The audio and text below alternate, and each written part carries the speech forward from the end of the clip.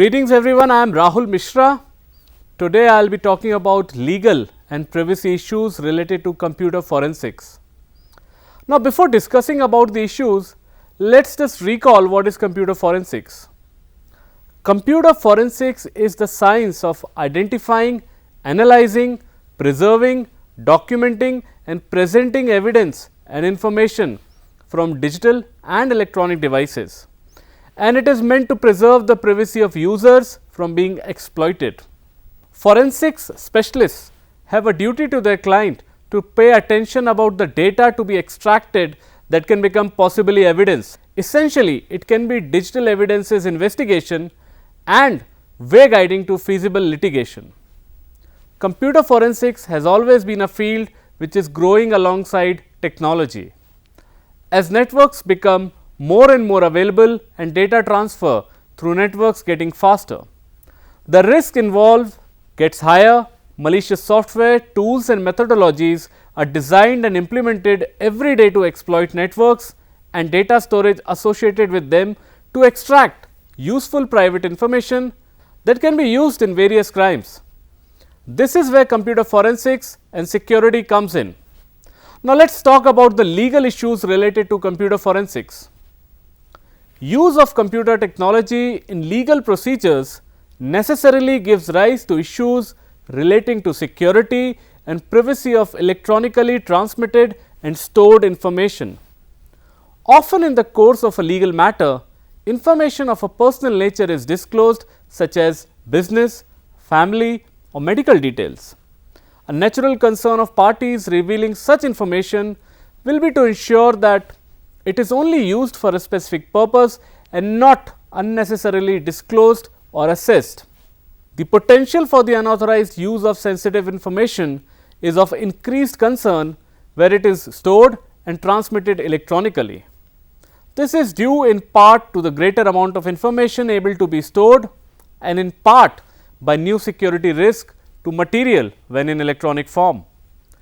As well, it is important that there is some method by which the author of an electronic document can be reliably ascertained. In particular, for a communication to be relied upon, it must be possible to demonstrate with a high degree of certainty that the document has not been tampered with or altered in some way. It is important that such concerns are addressed in order to guarantee the integrity of any electronic legal system and to establish confidence in the reliability of the system. Without sufficient guarantees of security and a respect for the privacy of information, the development of electronic legal procedures is unlikely to be readily accepted by the legal profession and the wider community. Computers and the internet have become a pervasive element in modern life. This technology is also used by those who engage in crime and other misconduct. Effective investigation of these offences requires evidence derived from computers, telecommunications and the internet. The need for digital evidence has led to a new area of criminal investigation: computer forensics. Forensic investigators identify, extract, preserve and document computer and other digital evidence. This new field is less than 15 years old and is rapidly evolving. Education in this field has focused largely on its technical aspects. However, there are significant legal issues and ethical problems that investigators must deal with.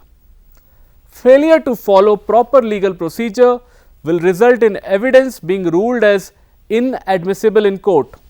As a result, a guilty criminal might go free. Failure to behave in an ethical manner will erode public confidence. Investigators must have working knowledge of legal issues involved in computer forensics. They must know what constitutes a legal search of a standalone computer as opposed to a network. What laws govern obtaining evidence and securing it to the chain of evidence is not compromised. What telecommunications may lawfully be intercepted or examined after they have been received. What legally protected privacy rights employees and other individuals possess. Because computer forensics is such a new field, investigative and legal norms are just now emerging. Little has been written about the legal requirements for admissibility of computer forensics evidence or about the ethical and regulatory issues related to this new field. First, we will examine the admissibility of evidence in a criminal prosecution, both with and without search warrant. The balance between the individual's right of privacy and the government's right to violate the privacy by searching and seizing property is defined as warrant. It is in frequent use in law enforcement today, as police searches and seizures must comply with its requirement. The magistrate may issue a search warrant if he or she is convinced that probable cause exists to support a belief that evidence of a crime is located at a premises. The officer must prepare an affidavit that describes the basis for probable cause, and the affidavit must limit the area to be searched and evidence searched for. The warrant thus gives the police only a limited right to violate a citizen's privacy. If the police exceed the limited right, or if a warrant is required but the police have not first obtained one, then any evidence seized must be suppressed. Suppressed evidence may not be used in court. In many cases, the criminal charges will be dismissed even though the guilt of defendant is clear. In a traditional old-fashioned case, a detective would receive information from a reliable informant that contraband, which essentially means goods that have been exported or imported illegally, for example drugs, was located at a premises. The detective would prepare a statement describing the informant's reliability and that the informant had recently observed drugs at the premises. The detective would take the affidavit to a judge who would determine whether probable cause existed. If that determination was positive, the judge would sign the search warrant authorizing the detective to search for and seize a specific type and quantity of drugs at that premises. The detective would then go to the location and execute the warrant. However, in a computer forensics case, there is added complexity. The contraband might consist of child pornography or records of drug sales. This information might be located on a laptop computer, but it might also be located on a network server in another state or in a foreign country. The information might be located on a hard drive or a CD. The contraband information might be very difficult to recognize. It could be encrypted, misleadingly titled, or buried among a large number of innocent files. It could take considerable amount of time to identify the contraband. As noted above, a search warrant gives only limited authority to the police to search. The search should be no more extensive than necessary, as justified by probable cause. Thus, if the probable cause indicates that the contraband is located in a file on a CD, this would not justify seizing every computer and server on the premises. The extent of the search is tailored to the extent of the probable cause.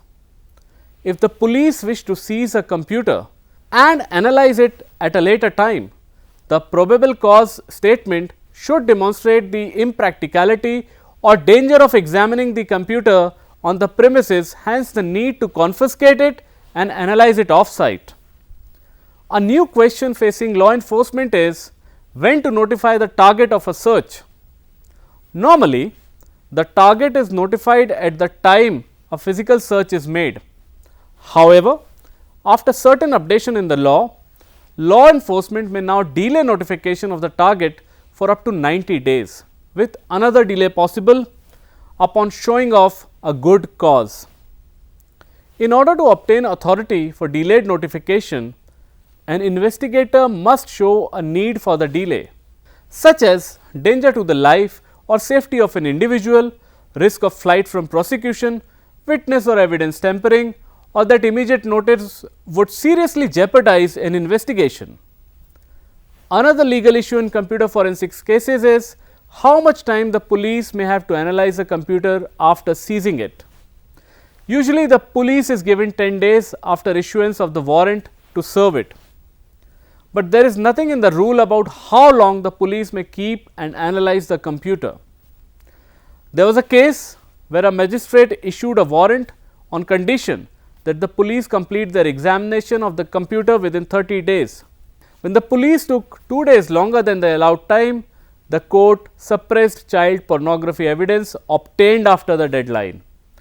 As a practical matter, the search of a computer in police custody should be done as quickly as possible.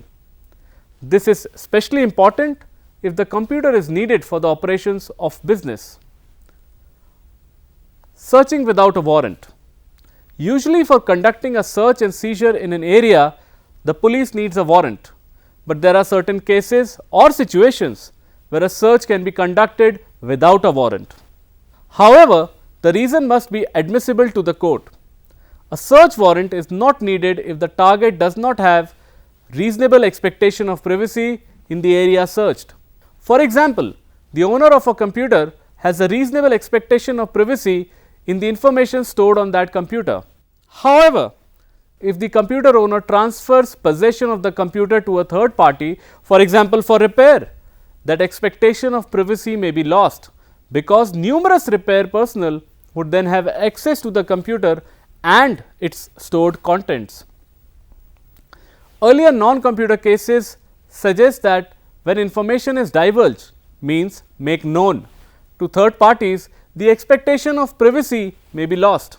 The Supreme Court held that the expectation of privacy is lost when bank account information is divulged by the client, for example, revealing the OTP or one-time password. Cyber examples would include posting a message on an internet bulletin board or sending an email to a chat room. If circumstances suggest the sender had no reasonable expectation of privacy, then no warrant is required by the police in order to obtain that information. No warrant is needed when the target consents to a search of his or her computer.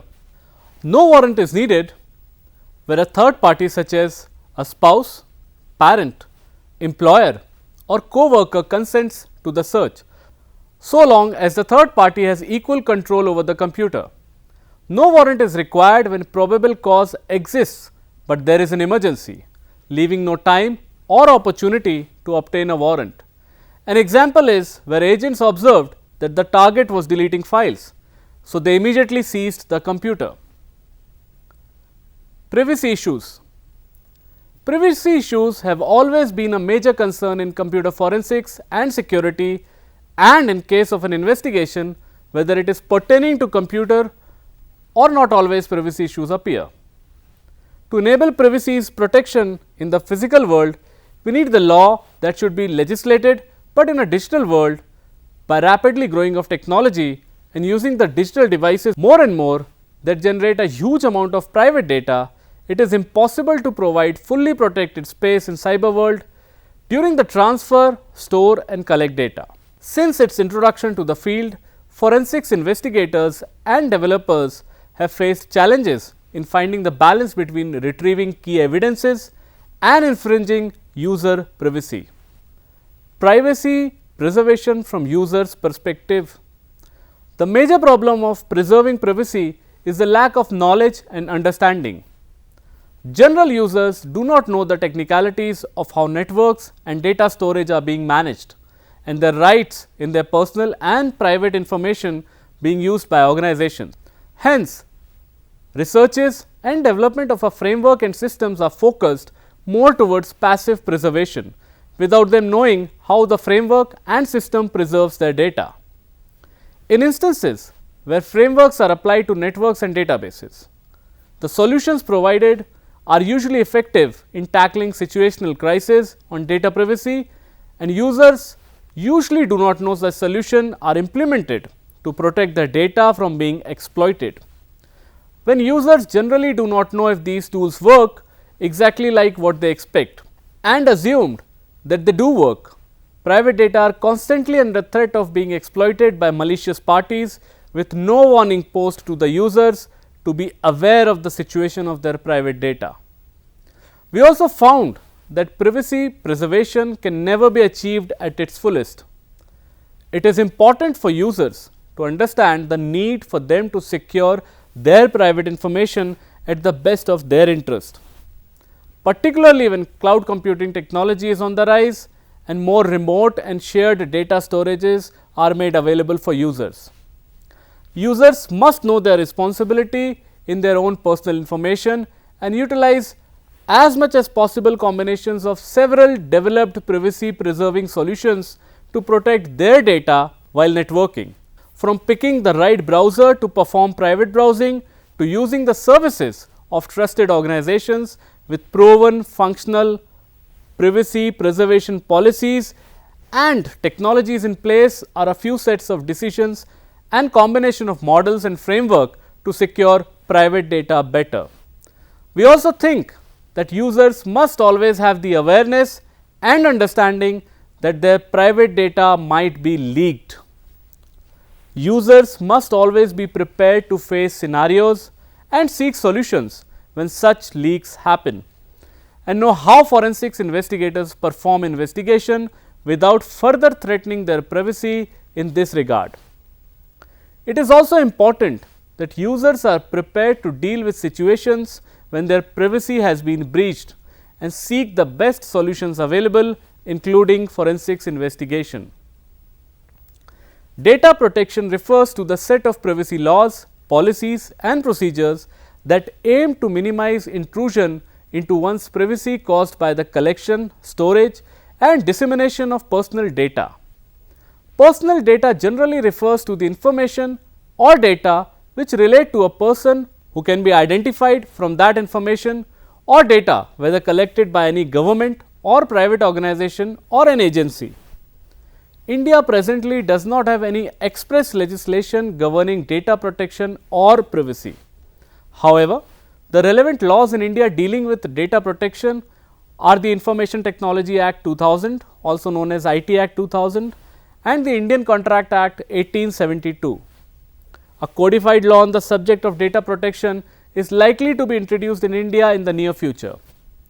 Under Section 43A of the Indian Information Technology Act 2000, a body corporate who is possessing, dealing or handling any sensitive personal data or information and is negligent in implementing and maintaining reasonable security practices resulting in wrongful loss or wrongful gain to any person, then such body corporate may be held liable to pay damages to a person so affected.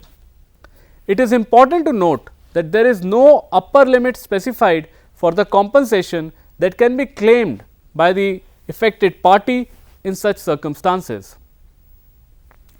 Under Section 72A of the Indian Information Technology Act 2000, disclosure of information knowingly and intentionally without the consent of the person concerned and in breach of the lawful contract has also been made punishable with imprisonment for a term extending to 3 years and fine extending to roughly 5 lakh Indian rupees. However, under Section 69 of the IT Act, any person authorized by the government or any of its officer specially authorized by the government, if satisfied, then it is necessary or expedient so to do in the interest of sovereignty or integrity of India, defense of India, security of the state, friendly relation with foreign states or public order, or for preventing incitement to the commission of any cognizable offence relating to above, or for investigation of any offence for reasons to be recorded in writing by order, can direct any agency of the government to intercept, monitor or decrypt or cause to be intercepted or monitored or decrypted any information generated, transmitted, received or stored in any computer source. The scope of Section 69 of the IT Act includes both interception and monitoring along with decryption for the purpose of investigation of cyber crimes. Case study on Uber Technologies. The scenario: in August 2018, the FTC announced an expanded settlement with Uber Technologies for its alleged failure to reasonably secure sensitive data in the cloud, resulting in a data breach of 600,000 names and drivers' license numbers, 22 million names and phone numbers, and more than 25 million names and email addresses. The settlement: the expanded settlement is a result of Uber's failure to disclose a significant data breach that occurred in 2016 while the FTC was conducting its investigation that led to the original settlement. The revised proposed order includes provisions requiring Uber to disclose any future consumer data breaches, submit all reports for third party audits of Uber's privacy policy, and retain reports on unauthorized access to consumer data. Second case study: Lenovo and Vizio. The scenario: in 2018, FTC enforcement actions led to large settlements with technology manufacturers Lenovo and Vizio. The Lenovo settlement related to allegations the company sold computers in the US with pre-installed software that sent consumer information to third parties without the knowledge of the users. With the New Jersey Office of Attorney General, the FTC also brought an enforcement action against Vizio, a manufacturer of smart televisions. Vizio entered into a settlement to resolve allegations it installed software on its televisions to collect consumer data without the knowledge or consent of consumers and sold the data to third parties. The settlement: Lenovo entered into a consent agreement to resolve the allegations through a decision and order issued by the FTC. The company was ordered to obtain affirmative consent from consumers before running the software on their computers and implement a software security program on preloaded software for the next 20 years. Vizio agreed to pay $2.2 million US, delete the collected data, disclose all data collection and sharing practices, obtain express consent from consumers to collect or share their data, and implement a data security programs.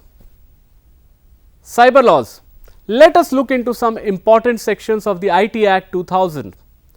Section 43, penalty and compensation for damage to computer, computer system, and so on. If any person without permission of the owner or any other person who is in charge of a computer, computer system, computer network accesses or secures access to such computer, computer system or computer network, downloads, copies or extracts any data, computer database or information from such computer, computer system or computer network, including information or data held or stored in any removable storage medium, introduces or causes to be introduced any computer containment or computer virus into a computer, computer system or computer network, damages or causes to be damaged any computer, computer system or computer network, data, computer database or any other programs residing in such computer, computer system, computer network, disrupts or causes disruption of any computer, computer system or computer network, denies or causes the denial of access to any person authorized to access any computer, computer system or computer network by any means, provides any assistance to any person to facilitate access to a computer, computer system or computer network in contravention of the provisions of the Act, rules or regulations made thereunder, charges the services availed of by a person to the account of another person by tampering with or manipulating any computer, computer system or computer network, destroys, deletes or alters any information residing in a computer resource or diminishes its value or utility or affects it injuriously by any means, steal, conceal, destroys or alters or causes any person to steal, conceal, destroy or alter any computer source code used for a computer resource with an intention to cause damage. 43A. Compensation for failure to protect data, where a body corporate possessing, dealing or handling any sensitive personal data or information in a computer resource which it owns, controls or operates is negligent in implementing and maintaining reasonable security practices and procedures and thereby causes wrongful loss or wrongful gain to any person. Such body corporate shall be liable to pay damages by way of compensation to the person so affected. Section 66D. Punishment for cheating by impersonation by using computer resources. Whoever by means of any communication device or computer resource cheats by impersonation shall be punished with imprisonment for either description for a term which may extend to 3 years and shall also be liable to fine which may extend to 1 lakh rupees. Section 66E. Punishment for violation of privacy. Whoever intentionally or knowingly captures, publishes or transmits the image of a private area of any person without his or her consent under circumstances violating the privacy of that person shall be punished with imprisonment which may extend to 3 years or with fine not extending 2 lakh rupees or with both. Section 66F. Punishment for cyber terrorism.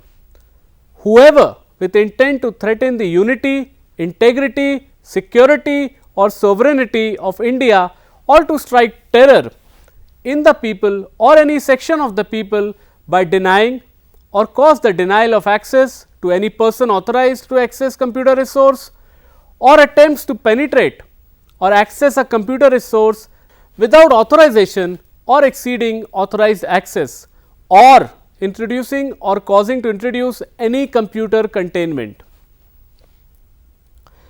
Section 67A. Punishment for publishing or transmitting of material containing sexually explicit act, etc. in electronic form. Whoever publishes or transmits or causes to be published or transmitted in the electronic form any material which contains sexually explicit act or conduct shall be punished on first conviction with imprisonment of either description for a term which may extend to 5 years and with fine which may extend to 10 lakh rupees, and in the event of second or subsequent convictions with imprisonment of either description for a term which may extend to 7 years and also with fine which may extend to 10 lakh rupees. 67B.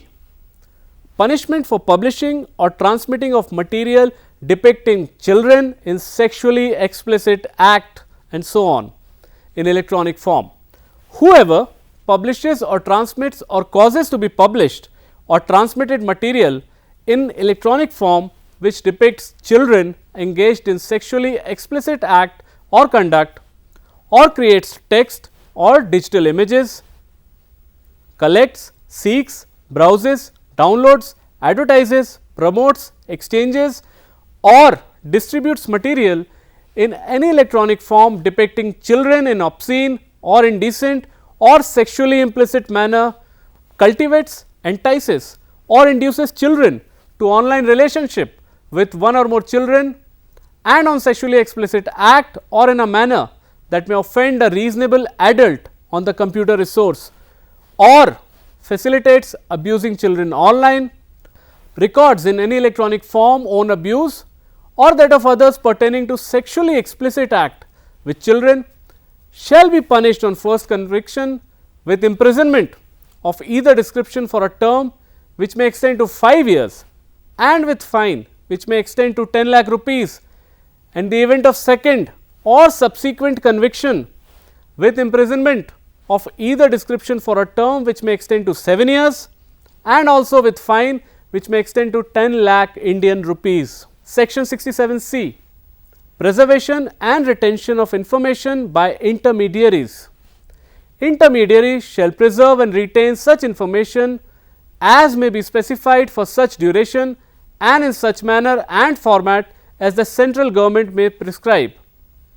Any intermediary who intentionally or knowingly contravenes the provisions of subsection 1 shall be punished with an imprisonment for a term which may extend to 3 years and also be liable for fine. Section 68, power of controller to give directions.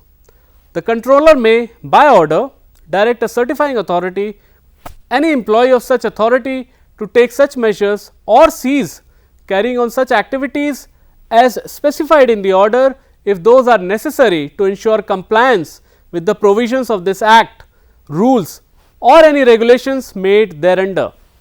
We will have a case study here. This was India's first BPO scam. The source in this case is Times of India. Life was good for John Verghese. The 31-year-old Pune resident had just returned from a holiday from Bangkok. Another Qualis was on the way to augment his loan taxi. Apart from his taxi business, John did other odd jobs elsewhere.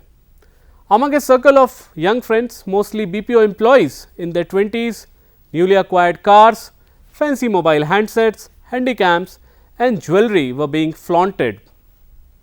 The present was great, the future bright. Suddenly, Pune police swooped.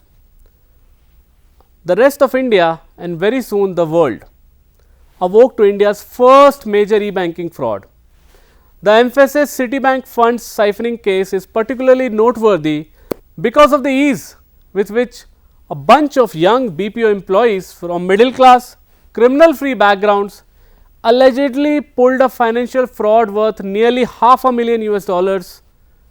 The 5 accused employees of M-Source, the BPO arm of Mphasis BFL, included Unit Supervisor Moraline Fernandez, she was aged 25, Bijoy Alexander from Department of Human Resources, aged 26, and former customer care executives Ivan Thomas, aged 30, Siddharth Mehta, aged 20, and Stephen Daniel, aged 24, were no geek or hackers. They were not breaking through firewalls or decoding encrypted software. Instead, they are said to have identified glaring loopholes in the Mphasis system, devised a modus operandi, roped in friends like John from outside, and executed the fraud over 4 months. All this without Mphasis getting a whiff of what was happening. The scam may never have come to light, but for Citibank New York and Citigroup Investigative Services Mumbai, which detected the fraud, did their own snooping and then urged Pune police to lay a trap. Mphasis Vice Chairman Sharon Tas said in an email interview from the US that there is no evidence of a breach or audit failure in the processes or systems employed by Mphasis and its client, as it happens to be a case of password or PIN sharing and compromise. However, in the light of this incident, we are conducting full external audits on processes and compliances. The Pune Cyber Cell, head by ACP Sanjay Jadhav, has revealed that even Citigroup realized the legal fund transfers had happened through Mphasis only when former employees spilled the beans after being nabbed by the police being the authorized e-banking service providers to Citibank. Mphasis M-Source employees were privy to confidential details of various account holders. The only pieces missing were the password or PINs which the prime accused in the scam, Marlene and Ivan, allegedly got by sweet talking 5 account holders. People seem to have given these PINs innocently. Once you give your house keys to the thief, there is bound to be havoc, says Jadhav. Having obtained the PINs, the group allegedly opened fictitious email accounts to divert e-banking fund transfer confirmations. Thus, the original account holders never got the confirmation they would have otherwise got in the event of funds transfer. Neither Citibank nor Mphasis detected anything amiss after the first legal transfer in November 2004. In March 2005, a series of rapid-fire wire transfers took place, with money being moved to about dozen bank accounts opened with the help of documents allegedly forged by John and co-accused Anand Kamawat an ICICI home loans agent. John and Karmawat are among one of the 16 arrested in the case who are non-BPO employees and whose role was largely to facilitate the illegal accounts. However, Citibank finally smelt the rat. After at least one account holder complained, it alerted Citigroup Investigative Services in Mumbai, headed by Rajendra Bhagwat. Bhagwat's team in Mumbai immediately touched base with the recipient banks in Pune and confirmed the fraud. The Pune Police's cybercrime cell was alerted and a trap duly laid. On April 1st, Ivan and a co-accused, Shailesh Bhulewar, came to check about a transfer in a Rupee Cooperative Bank branch in Pune. The police immediately swung into action and detained the suspects. There have been a total of 16 arrests since that day, with investigations throwing up fresh details virtually every day.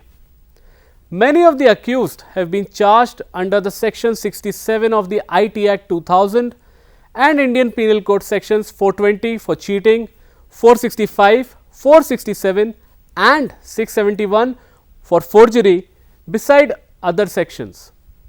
The police say they have recovered about rupees 8.5 lakhs from Ivan, says his lawyer Harshad Nimbalkar, who is also representing 3 other accused. We will decide our defense once the police frames the charge sheets.